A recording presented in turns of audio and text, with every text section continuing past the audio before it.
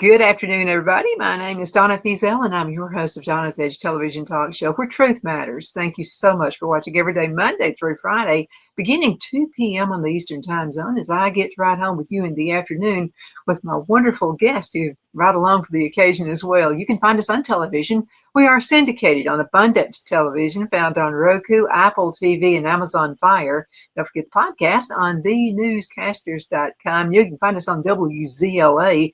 This is the country powerhouse station in South Carolina. So we're with them every Saturday, and that's at 9 o'clock in the morning. So we appreciate your listening to us any way you possibly can. All the social media sites, we're still doing that as well.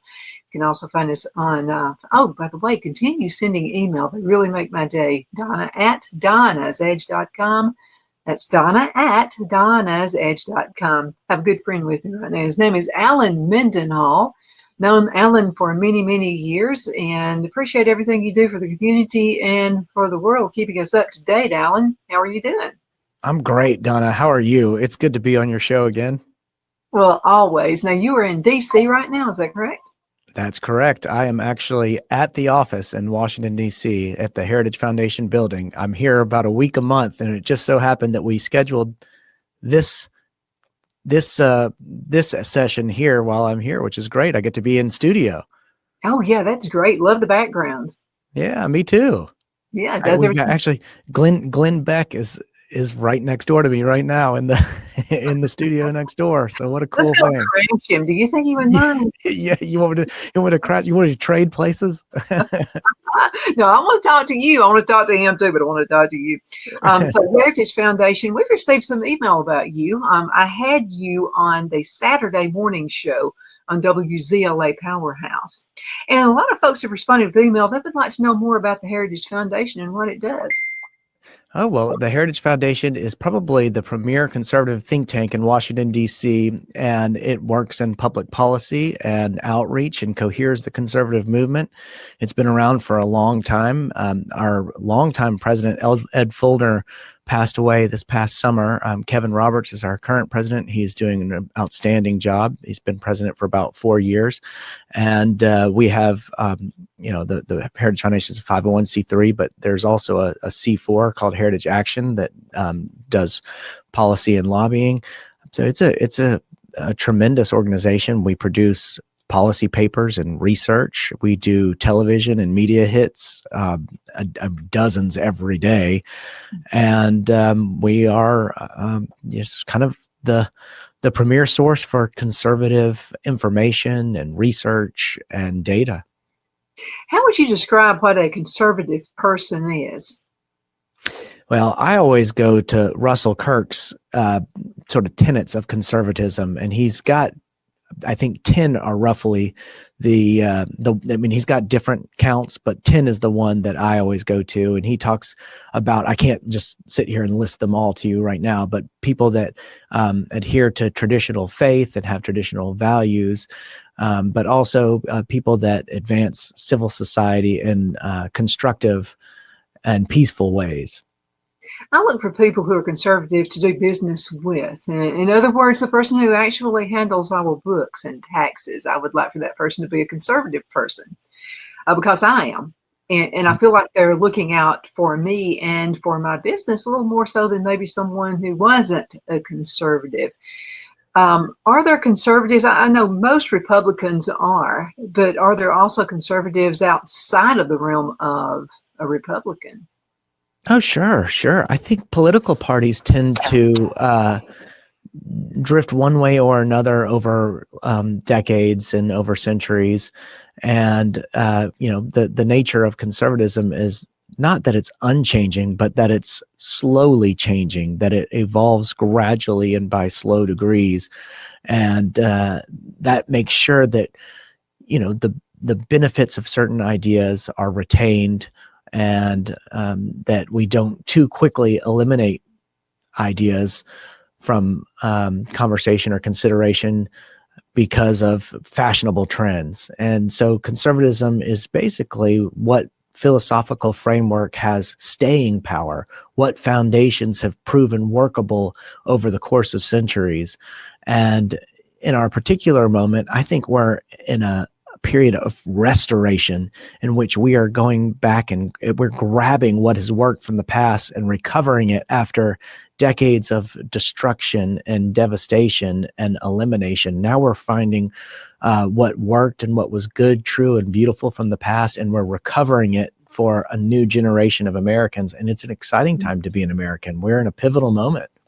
I think so too, and also some of us, as we evolve and grow a little older, we don't make fun of our grandparents near as often as we used to, because my grandparents, even though one set of grandparents were Republicans, the other set were Democrats, there was still this conservatism in the way they did things and the way they thought and the way they carried out their everyday life in business and at home. Yesterday I had lunch with a minister in the Japanese embassy here in DC. I used to live in Japan in 2005 and 2006, and then again in 2008. So I have these Japanese ties. And he and I were having this conversation about the compatibility between the conservatism of the American South and the conservatism of Japanese culture. And during that discussion, we pointed to things like reverence for your elders, respect for your elders, and the fact that in the South, people wave and say hi, whereas in Japan you might acknowledge somebody not necessarily by waving or saying hi, but by a polite bow, and how in general there are similarities with table manners and etiquette and decorum. And it's sort of a fascinating parallel between Japanese conservatism and conservatism in the American South. I actually wrote an essay about this, I think last year, in the journal Modern Age, published by the Intercollegiate Studies Institute. My friend Dan McCarthy is the editor there, and he asked me to write this piece because he had heard me on a panel talking about this very thing, and he said, "Would you write about that?" And I said, "Sure, I would." And he published it, and that led to meeting another Japanese academic who asked me if I could write something for a Japanese publication, and I don't have that type of facility with Japanese. And so I wrote it in English, and he translated it in Japanese, and it got published in Japanese. And that was fun to see my face with all these kanji and hiragana, katakana all over the newspaper or the magazine or whatever it was. So that was an honor. Oh yeah, absolutely. Now you just came back from an awesome trip. You want to talk about that? Yeah, I just got back from Morocco. I was there for a week for the meeting of the Mont Pelerin Society. And Morocco is a fascinating place. It is a constitutional monarchy. It has an elected parliament. It's had the same king since 1999. But unlike most Islamic countries, or many Islamic countries perhaps, it has a pretty liberal economy. It's been the United States trading partner pretty much since our inception. It was the first country to recognize the United States as an independent sovereign after the Revolutionary War. And we've had amicable ties with Morocco ever since. We've got similar governmental structures in parliament, I guess, in our legislature, in the sense that, we have a House and a Senate. They have a House of Representatives and a House of Councilors. But we trade well with them. We've got pretty free trade with Morocco. Their economy depends a lot on manufacturing and agriculture, and I think we do most of our trade in the agriculture space. The one thing about Morocco that is sort of a natural disadvantage is that it's a desert community. So if there is no rain, if we've got a drought, then Morocco is going to have a tough time with growth that particular season or that particular year, and that can be an issue.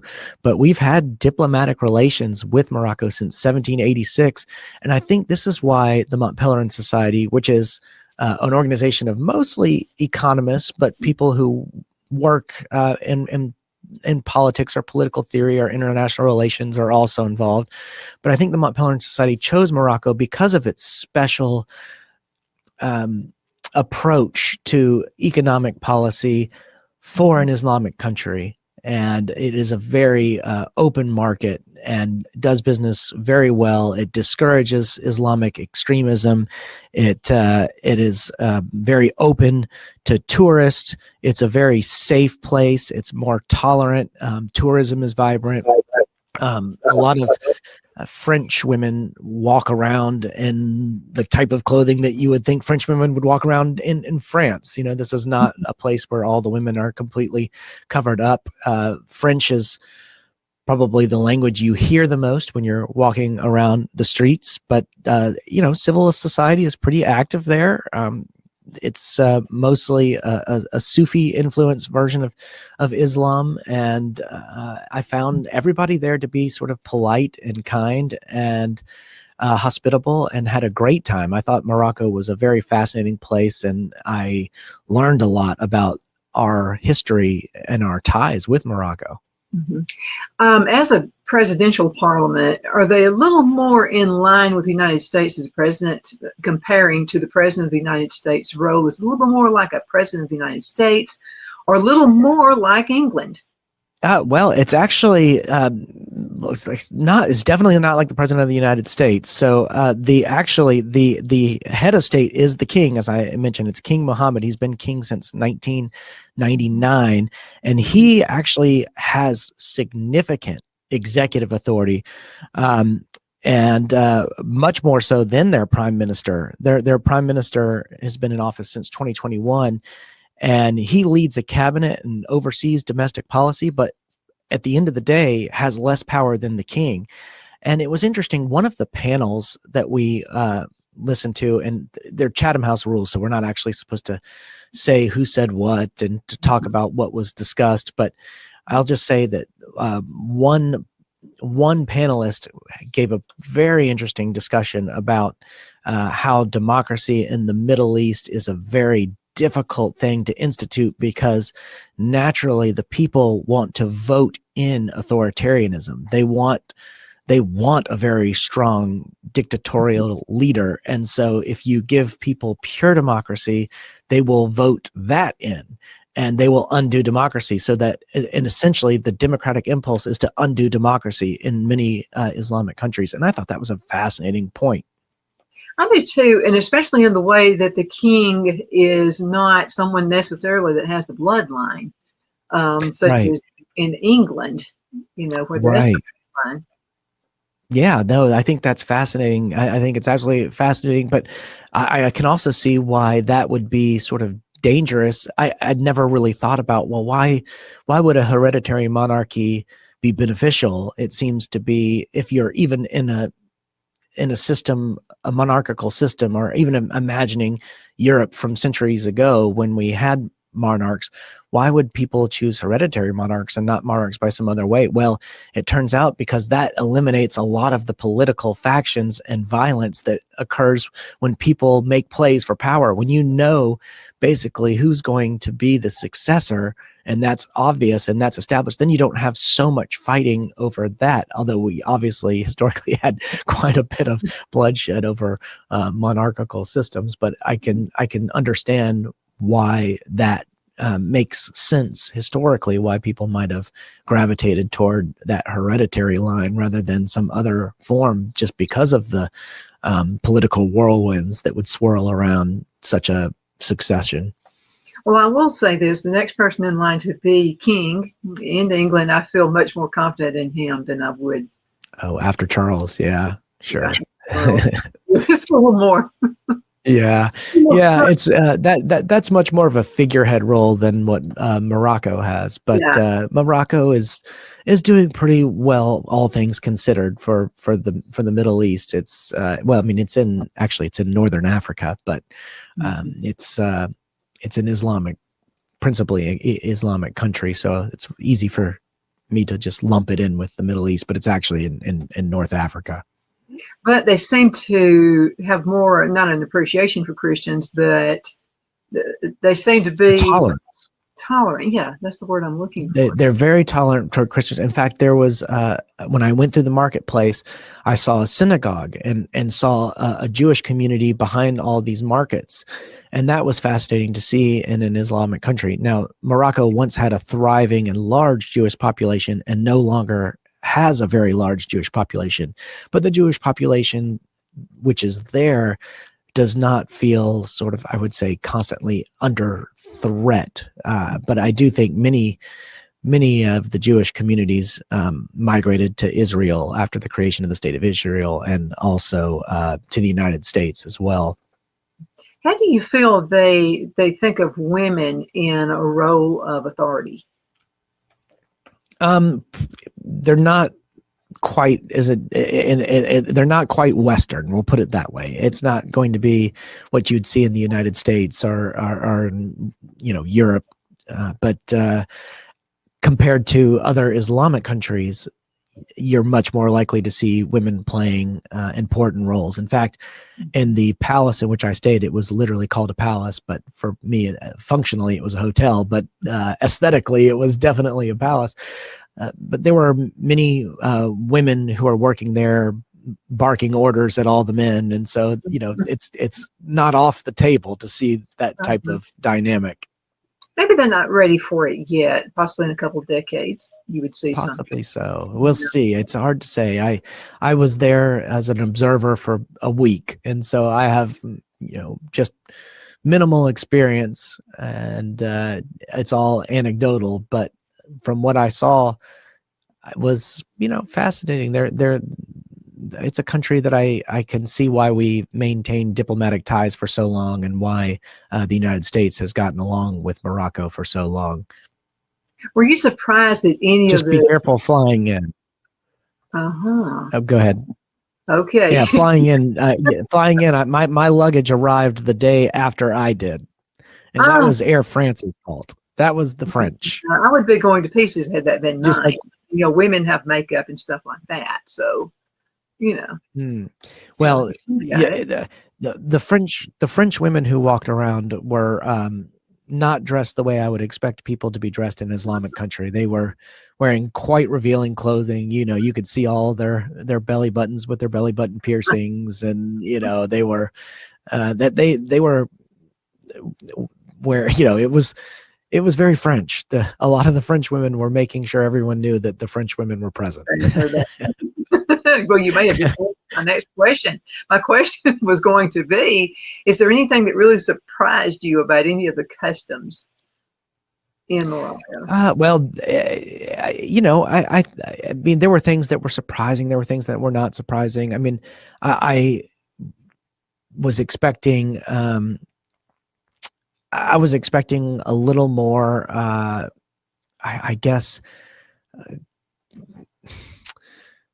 not formality, but rigidity, I think, when it comes to things like dress. And I certainly was expecting to have to be on my toes and very careful all the time. But it was very relaxed. And I think it was very Western. It was very Western seeming in a lot of ways. And so that was, I guess, a little more unexpected. I, in some ways, felt safer walking the streets of Marrakesh than I have walking around Chicago. I totally get that. So, I mean, it's that may be more of a commentary on Chicago than Morocco. It could be if you feel safer there. So we went to South Uganda, Africa, and again, you need to be ahead of the customs before you get there, and that really applies to how you dress. And so we were told before we got there, in this particular part of South Uganda, the women should not wear pants, and you should not wear a dress above the knee. And because in their custom, if a woman wears pants or if they wear a dress above their knee, she's a prostitute. So you couldn't wear jeans. So I mean, you had to wear a dress every single day, and it needed to be below the knee. And of course, we abided by that. Interesting. Yeah, I don't think that type of rule obtains for at least Western women coming in as tourists. They're obviously practicing Islamic women have their own standards and codes of conduct which are religiously observed. But for tourists coming in, I mean, I think their economy is so heavily dependent on tourism, and they recognize that they are fairly tolerant of sort of Western customs and standards and conventions. So that was interesting. Now, the one thing about customs, you mentioned customs, is my interrogation at customs was probably the longest I've ever had in a country. And it started off with, what's your ring? Same ring I'm wearing now, this ring right here. What's your ring? And I said, it's my college ring. And they said, let me see it. So I took it off and handed it to him, and I was afraid I wasn't going to get it back. But he looked at it and flipped it around and gave it back. And he said, what college? And I said, oh, well, I went to Furman University. Where's that? It's in Greenville, South Carolina. And it just went on from there. Where do you work? Well, I work for the Heritage Foundation in Washington, D.C. Write that down on this piece of paper for me. So he writes it down, and he gets out his phone and he Googles it. And he asked me, what does the Heritage Foundation do? And I had to explain that. And then he asked me what I was there for. And I said, I'm here for the Mont Pelerin Society meeting. What's that? I had to explain that. Then he asked me for a conference program, which I didn't have on me in paper, but I had the app because we had a conference app. So I opened the app and handed him my phone, and he started scrolling through all the different pages of the app and taking photos of it. I was like, oh my gosh, how long am I going to be here? I didn't get pulled off into a separate room or anything, but I did get interrogated for about 20 minutes. And I've never had that happen at customs before. So I don't know. Maybe I look very scary. Yeah, maybe you did. There's something about you when you travel. So well, that may be it. Maybe they're a bit more conservative about who comes into the country than the United States is. I think a lot of countries are. What's so funny is we have so many people on the left here in the United States who decry our immigration policy and want it to be more lenient. And they act as though Europe is the gold standard for politics and we ought to be more like European countries. And then you just try to get into European countries and it's harder than it is to get into ours in many ways. And unfortunately, Europe has had a very big problem with Islamic immigration and from particular Islamic cultures that will not assimilate and are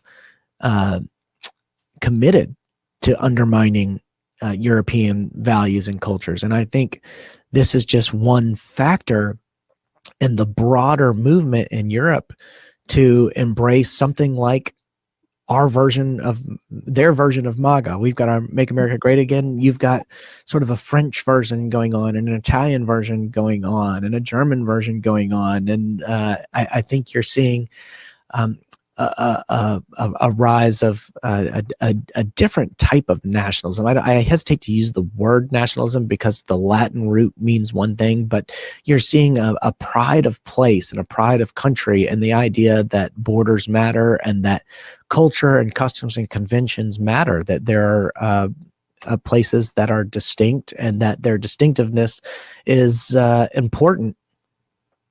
Well, you know something, their faith, I would like to say you have kind of conservatives like, and then you have the people who are just like in the Christian religion. You have two different kinds, seems like, types of Christians. And I'm saying that because I used to own a business about 25 years ago in a mall. And so there was a guy whose faith was not like my faith, and he was next door to me. Now, he prayed to Muhammad every single day. I mean, different times, and he would go to the back and you could hear him back there. But I will say this about him. He respected my Christian faith. So, right. and I thought it was odd because he would actually walk into my business, Christmas, Easter, whatever, and he would say, "Happy Easter to you." And then he would come in and say, "Happy Christmas to you." And it surprised me, because that was right after 9/11. And all those things that happened, in the United States. So I thought, well, you know what? They're just like Christians. Some of them are in it and some are not, Well, but I think that's right. Respect for Christianity. Well, and I think there are some militant secular forces that want to undermine and subvert all religious faiths. And that includes the Abrahamic religions, Islam, Christianity, Judaism. And so there's a certain degree of, at a minimum, social and political tolerance that we have to institute in order to live together as people of the book. Mm-hmm. And perhaps your friend is representative of that on just a small scale. Yeah, we struck up a friendship, but it was just because not everybody is like a category. You can say talk show host are in a particular category, and I hope you don't put me in the bad one. But, but you can actually say that, so there are different categories to everything. And sometimes I think that it is done on purpose to divide us all, whatever country you live in. Sure. Morocco. And the whole thing is about division, conquer and divide. Right. But I have found, some particular folks who said that they believe this particular way is not necessarily true, but a lot of it is true. So you start to get out there and research and find out. Yeah, that's right. Region. That's right. Yeah. Anything else you got on this trip to Morocco? Well, it was just a refreshing experience to meet with people who are interested in similar subjects, but from all over the world. When we we went on an excursion the last day, and the tour guide said, "Well, where's everybody? Where are you? Where's your group from?" And we couldn't answer. It's like, everywhere. These guys right here sitting to my left are from Japan.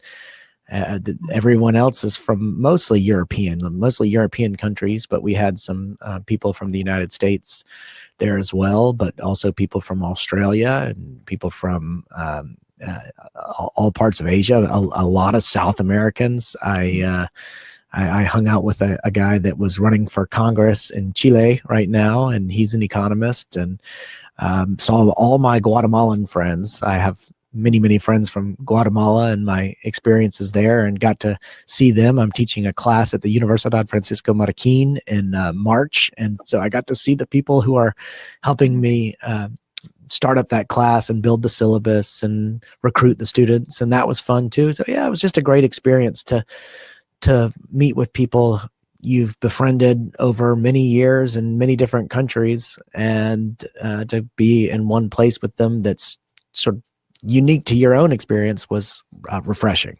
And what's fun is when you reconnect with them, it's like you haven't lost any time and space. That's how I feel. I feel as if, I feel as if most of my closest friends don't live in Auburn where I live. I go to Auburn and I go through the routines, and then the next week or the week after, I go to wherever I'm going to see the people that are actually the ones who are closest to me. It's sort of a funny, disorienting world that I work in. But oh, absolutely. One more question, then we have to go into a commercial break. And okay. I'm telling you, this is pertaining to the different classes. Like we have the rich and we have the poor. We have the middle class here, which is shrinking. So are there different classes of people, such as the rich, poor, and middle class there? Yeah, there are, for sure. And I think the gap between rich and poor in Morocco is much wider than the gap in the United States. We have a vastly larger middle class in the United States. Even though, as you say, it is shrinking, it is still a larger middle class. And of course, quality of life and goods and services is much higher for our middle class than for its middle class. I think someone who enjoys regular old middle class lifestyle in the United States is enjoying riches and wealth in Morocco. Just little things you take for granted, like what you can and can't drink, what you can and can't get when you go to the store. We can get all that stuff. I mean, even in France, when you go through Charles de Gaulle Airport, if you've got a headache, you can't find a shop that sells Advil or Tylenol. They just don't do it. That's just not something you'll find in a French airport. And things like that, we take for granted all the time. Doesn't matter what airport you're in the United States, you can go get Advil if you got a headache. Absolutely. One more question before we go into a break. How do they view President Trump there? Well, that wasn't a conversation I got into with many of the locals, so I can't really give you a very accurate description of that. It wasn't a topic that was just on the table. I didn't speak to many locals about political or sensitive matters like that. I was mostly trying to learn about sort of more ordinary, everyday experience. So I don't really know the answer to that. That is not something that I brought up.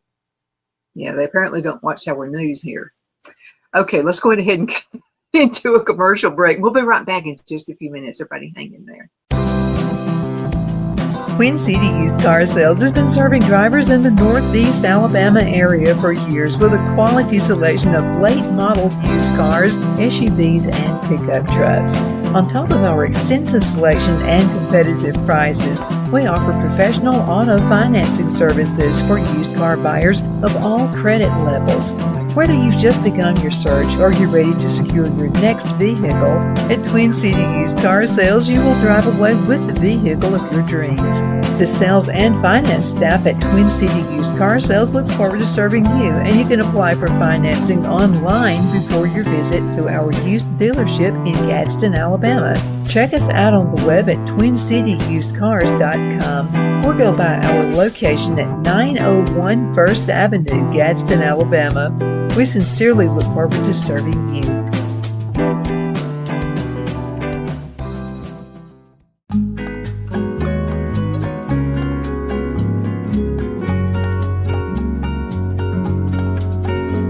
At Lamone's Mexican Restaurant, located in Henniger, Alabama, and voted Best Mexican Restaurant of DeKalb County, Alabama 2020, we're here to serve you with authentic Mexican cuisine. Order easily online by going to lamonsmex.com or call 256-657-3999 to place your order.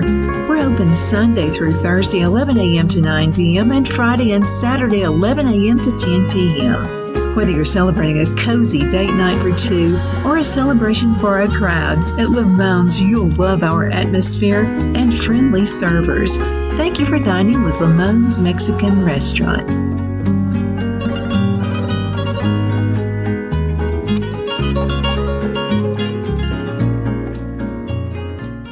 At Liberty Bank, we're all about community, whether it's to help with a charity fundraiser or help families in need. Toys at Christmas or a local football team, we're here for you. You see, we realize the importance of family. Sometimes it's to build a new home or necessary home repairs.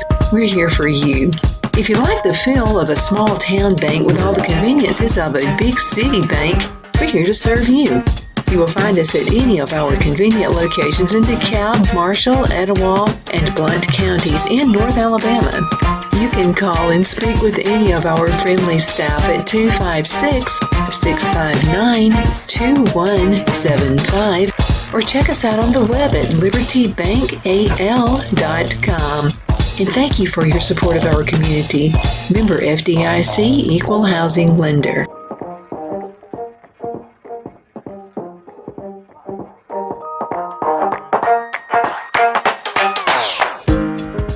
Because of your overwhelming support, our 1488 MyPillow has been one of the biggest sales in MyPillow history.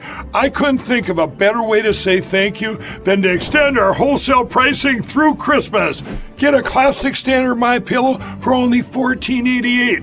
Upgrade to a queen size, just $18.88. King size, only $1 more. Get my body pillows for only $29.88. And ready? Multi-use MyPillows, only $9.88. It's perfect time to stock up for Christmas gifts for everyone on your list. Go to MyPillow.com or call the number on your screen. Use your promo code to take advantage of our wholesale pricing. Including my classic standard MyPillows, only $14.88. But that's not all. I'm so confident you're going to love our classic MyPillows that I'm going to extend my 60-day money-back guarantee until March 1st, 2025. Plus, orders over $75 ship absolutely free. The only place I buy my beef is Lone Tree Ranch in Collinsville, Alabama. Their cattle is born and raised on their ranch, grass and grain fed, and you can feel confident when you serve your family and friends because their beef is all natural and no antibiotics or hormones are added. You can buy whole beef or perhaps go in with family or friends and buy half. Their customer service is number one as they take care of the delivery to their local processor and can deliver to your home for a small added fee. They also offer herd replacement heifers. I always call Lone Tree Ranch in Collinsville, Alabama for my beef specialty recipes and cookouts, and you can too. Food shortages are increasing, so buy local by calling 256-523-6462. That's 256-523-6462.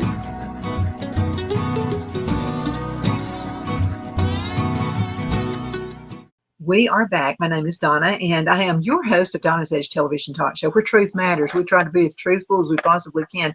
Sometimes, Alan can twist my arm and it hurts just a little bit. You want to let it a little bit, Alan? No, actually, Alan's a good friend. I've been on the show for many years, and always good to be with you, Alan, and follow your trips and follow all of your successes. Wow, it's funny. I've seen you just really grow. Well, we've been doing this for, I don't know, it's almost a decade. It will be a decade next year.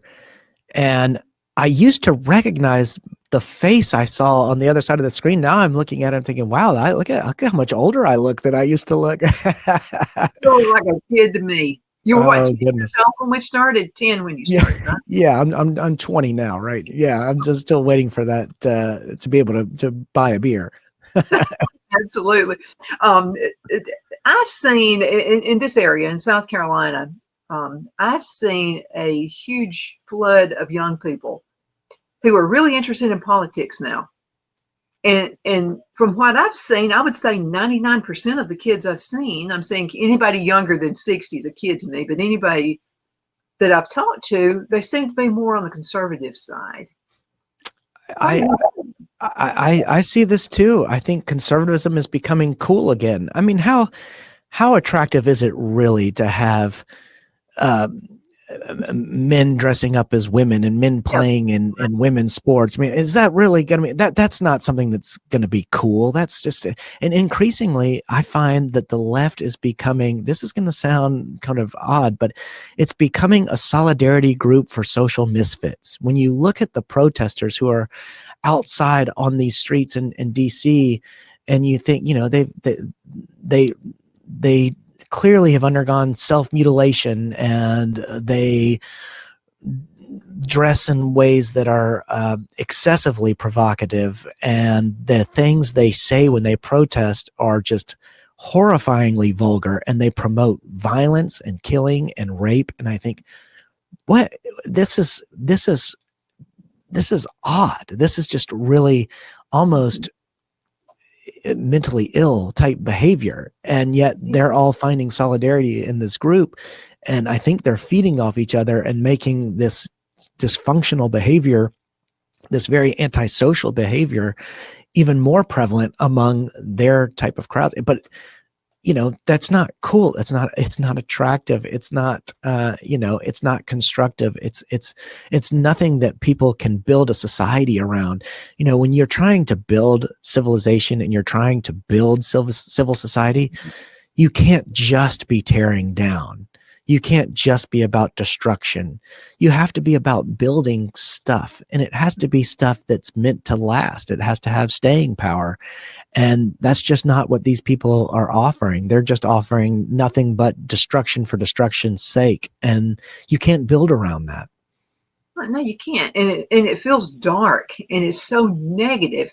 People are looking for a light. And probably part of the humor of joining the dark side like that, a lot of those folks are aching for attention. They're having some issues, maybe at home or, family life or something like that, because everybody wants to belong to a group. Not everybody wants to belong to a good team. And I don't know, sometimes I know that I have done some research on, people who kill, and they get this high from getting attention, however they can get it. And they're getting it from killing people. And so that's awful. Side to all of that.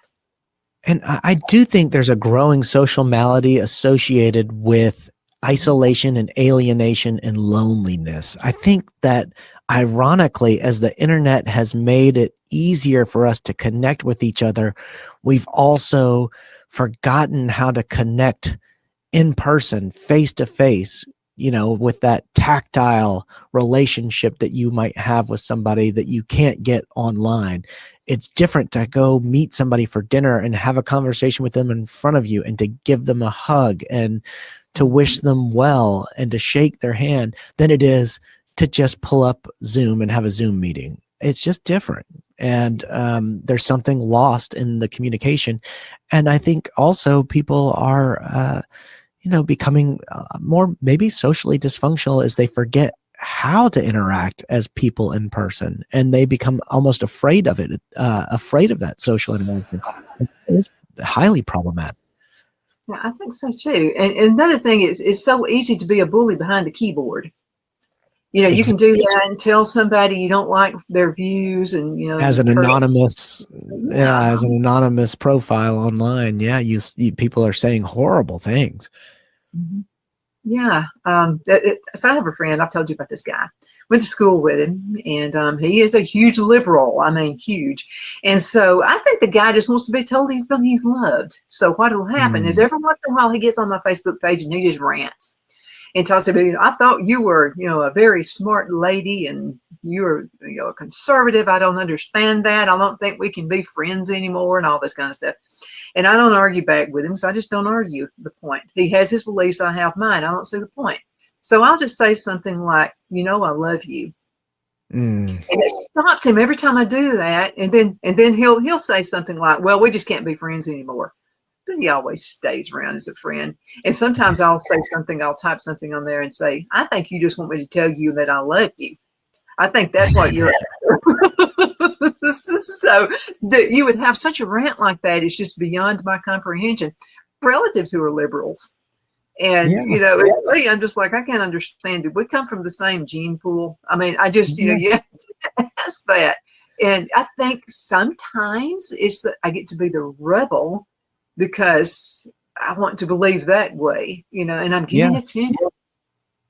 Yeah, I have a friend like that. She's a psychologist, a therapist, and she and her husband will go to dinner with me every now and then. And she's on the left. I've not figured out what her husband's politics are. He mostly stays quiet, but she'll ask questions because she's genuinely interested in my perspective. And I'll ask her questions too. And, there's a desire there to learn, to seek clarity and understanding rather than just conflict and winning, because she knows that engaging in this direction for a conversation is not going to result in either one of us changing our minds about what we actually believe. Right. But she wants to sort of understand what it is I believe and why it is I believe it, and vice versa. I genuinely want to know why she thinks what she thinks. And her views have become increasingly nuanced as I've known her. This is somebody I've known probably about 6 years, but she's a smart person and a reasonable person and somebody you can converse with about your differences. And that's one sort of skill that we've lost as a society, and one we really ought to regain. Yeah, I think so too. Another friend, this guy's an herbalist. I mean, he is, all about plants, but he's the biggest. He just worshipped our previous president, and I mean, just so he was just on and on and on my page, and I don't hijack other people's Facebook pages. I mean, they have their beliefs. I'm not going to hijack his page, and that's what I tell them. So I typed it in there, and I said, I never hijack your page, and I said, let me tell you what you need to be doing. You need to be writing books about herbalism because you got it going on. You need to hold classes because it's a lost art. Most people, even in the farming area we're in, do not know what a seed does.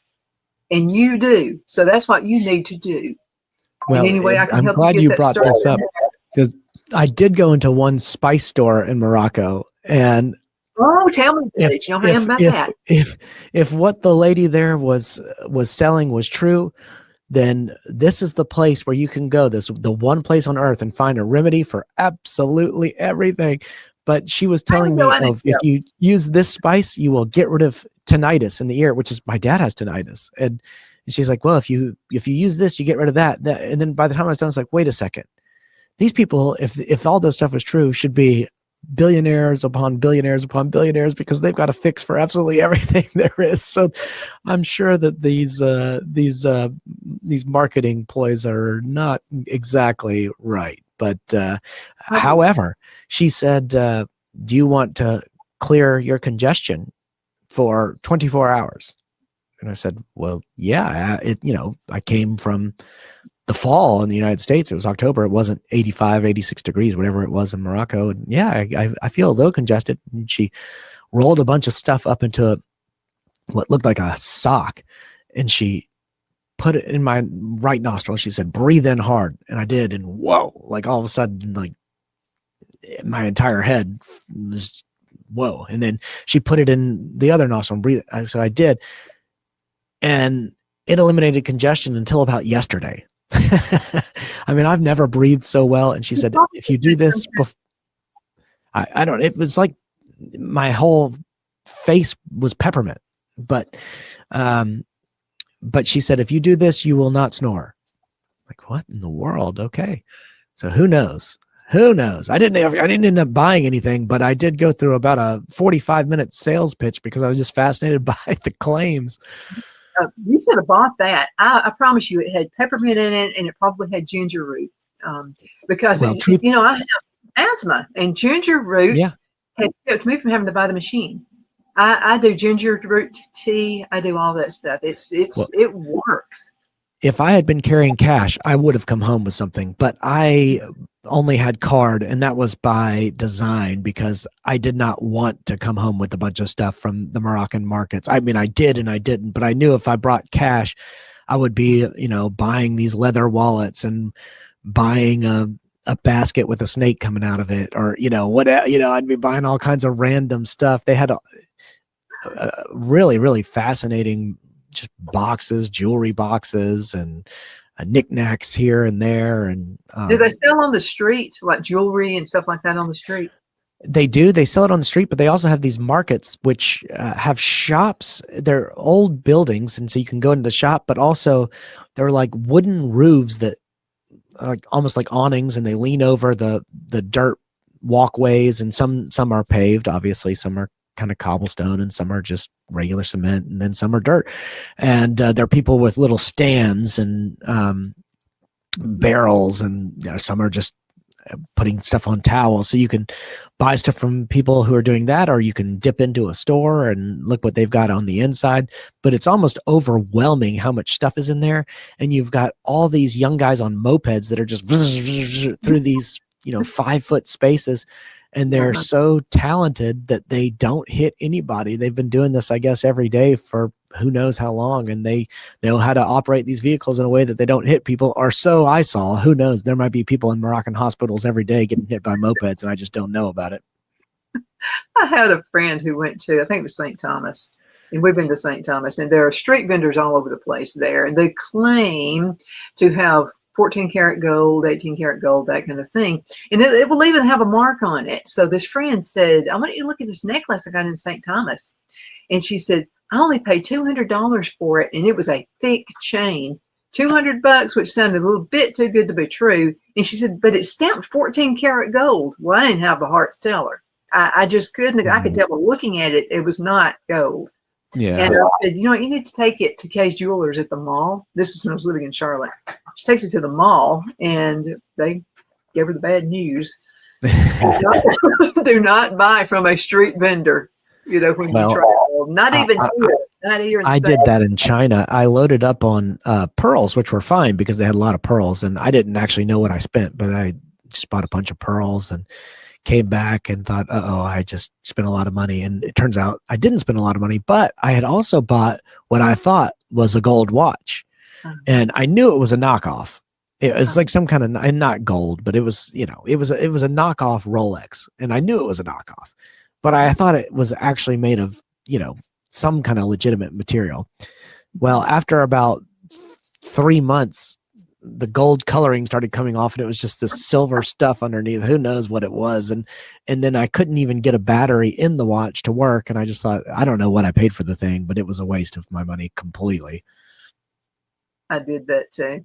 And I knew it was like $10 or something. It didn't cost much. Wearing it one time, I think it started, not even running. Yeah, that's right. Yeah, this thing. And I had the Swiss Army knife watch that was a real Swiss Army knife watch, which is not a super nice watch, but it's a fine watch. And I used it for years and years and years. And then the battery died last year. This has happened many times where the battery died and I just got the battery replaced. But this time, the battery could not even be replaced. And so now I'm watchless. I have to get a watch, but I realized I just look at my phone for the time. Guess what I do? I say I can't wear watches. Watches stop on me. I know it sounds like I'm possessed with demons or something, but they stop working, or they start running really fast and really slow. But my dad was that way, so I took whatever that metabolism is from him. I can't wear a watch. Huh, that's interesting. Never have been able to. Yeah, something weird about that. Now, you know, I love antiques and I loved old buildings and that kind of thing. What were the buildings like and how old were they? And what's the oldest building you went to? Oh, well, they were, I mean, it just depended, but most of the buildings are this sort of clay red, pinkish red color, and there aren't many different colorings. That's the way most of the city looks. And from the aerial view, it looks like reddish brown when you're flying out or flying in. I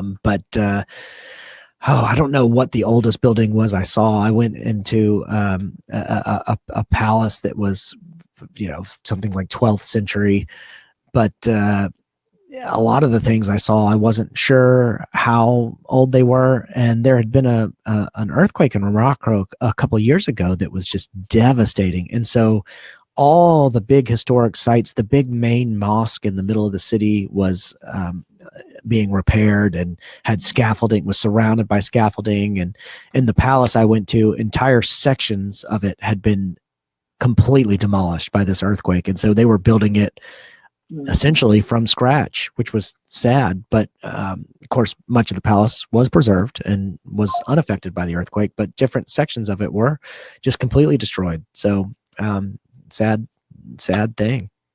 Antique shops? Oh, there were antique shops everywhere. I don't even know what what all I was looking at. There's stuff everywhere. Now, one interesting thing is in Islam, you're not supposed to create these images of people or even animals in the temple. So the decorations were all of flowers and foliage. There were no decorations like in the paintings on the wall. Like if you went into an old monastery or something, you would see depictions of saints with halos, but there are no images of people, no images of animals whatsoever. The ceiling might be designed in such a way that it looked like a boat. So if you looked up, you'd think, oh, that's a boat. And that was what was supposed to be awe-inspiring. And that was interesting.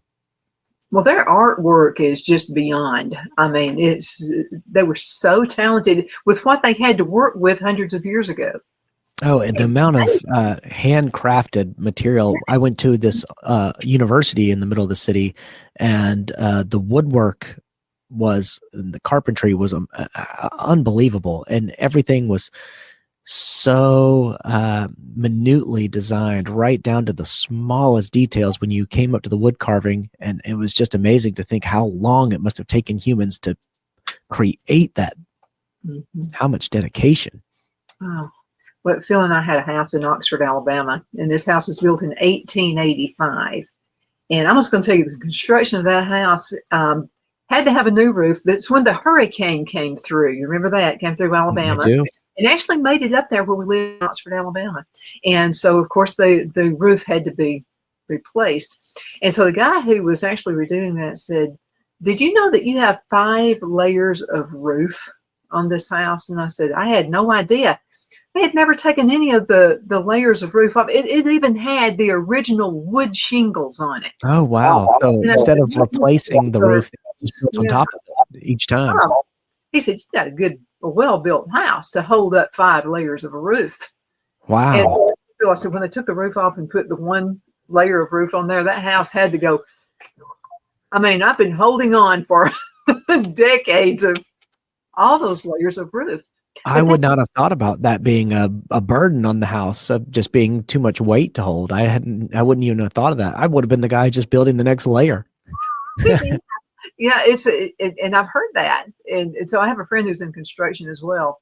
And he said, no, you should never have more than 3 layers of a roof on a house. No more. Especially with the newer constructed houses. The older ones could stand it better than the newer construction. Wow, I was completely unaware of that. I learned something new every time I'm on the show. Well, it's not me. It's because I've got great friends who know these things. So that helps to share.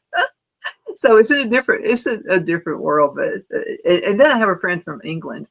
And so we were talking, and she said, I said, my house is really old. And she said, yes. And I said, yeah, it was built in 1885. And she said, you call that old? Because in England, like, Yeah, that's not old. Yeah, that's not old in England. That's right. House to us. But again, you go with the different customs and what people are used to. That's right. Yeah, that's right. No, I love the houses in Opelika, which is, of course, I live in Auburn, and Opelika is our sister city. We've got all these old, again, old by our standards, houses. And there's a Victorian Christmas tour that is beautiful. It's one of my favorite things to do every Christmas is walk up and down those streets of Opelika, and the homes are illuminated, and people who live on those streets in historic Opelika dress in their Victorian outfits and have their top hats, and they walk the streets and speak in British accents. It's something. I tell you what, the people who've lived in Opelika a long time really do a tremendous job with that. It's very fun. I had a store there years ago. It was a Nextel store, cell phone store. And so we were told about that particular place. And so I think it was the first house on the left, the first two houses on the left, these folks actually it was like a Gone with the Wind. I don't know where they got the stuff, but there was a replica that looked like Gret and Scarlet. Yeah. And they were celebrating Christmas, and it was amazing. So in Morocco, do you know how they celebrate? Do they have any kind of a celebration for Christmas, maybe on, their terms? I don't know. I don't know the answer to that. And I didn't ask anybody. So that's a good question. I have no idea, but I sort of, now that you asked me the question, wish I had asked the question to somebody. That would be interesting. I lived in Japan, of course, and there aren't very many Christians in Japan, but everybody celebrates Christmas. But it's more of a, we're going to do Christmas parties, and we're going to do Santa, we're going to do some gift exchanges. It's not a religious holiday over there, but it's nevertheless a holiday that people enjoy celebrating, not to the extent or degree that we do, but it's something that it gives them an excuse to get together socially and have fun and enjoy time with family. Well, I know people here in the States who own businesses, and they're not Christians, but they love the Christmas holidays. They make a lot of money during that holiday. So I was in Japan on Christmas, but I can't recall at all what I did that Christmas. What in the world did I do? I don't have any recollection of Christmas Day in Japan. Although I was in Japan on Christmas, I have no idea what I did. Alan, we're going to have to call it a day. 1 minute this segment. What would you like to tell everybody before we go? Well, I would like to say we're filing some shareholder proposals here at Heritage. We obviously have a pretty large investment portfolio, and so we own shares of lots of companies. And stay tuned on that. Keep an eye out in the news for some of the things we're doing. I think that's going to be a really exciting development. Absolutely. Alan, thank you so much for being with me, as always. Hang around if you've got a few minutes. We'll get you set up for next month. Okay. I'll probably need... Okay. And thank you guys so much for watching. You're the apple of my eye. Continue sending email, Donna@donnasedge.com, Donna@donnasedge.com. Take care. See you next time. Bye-bye. I'm excited to announce our Christmas extravaganza is finally here. Get this season's flannel sheets for as low as $59.98. They won't last long, so get them while you can. Our famous My Slippers, they haven't been on sale for over a year. Regularly $119.98, now only $59.98. Our 6-piece towel sets are back in stock with extremely limited quantities, only $29.98. With hundreds of MyPillow products, there's something for everyone on your Christmas list. Bathrobes, duvets, quilts, down comforters, and so much more. So go to MyPillow.com or call the number on your screen. Use your promo code to save on all MyPillow products. For example, flannel sheets for as low as $59.98. Or our 6-piece towel sets, just $29.98. But that's not all. I'm extending our 60-day money-back guarantee until March 1st of 2025. Plus, all orders over $75 or more ship absolutely free.